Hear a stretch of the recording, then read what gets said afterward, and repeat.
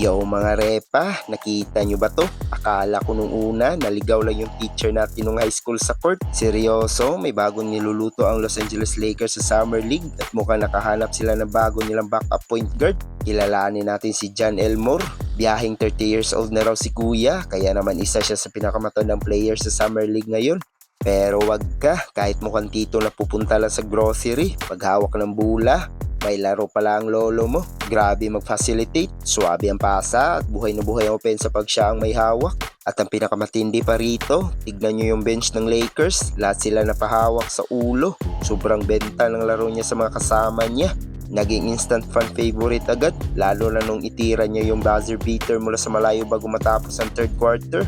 Sabay saludo pa si Tito. Hindi lang basta pampag-good vibes to mga repa. In fairness, nakapagtala siya ng 11 points at may kasama pang 5 assists sa loob lang ng 19 minutes na paglalaro.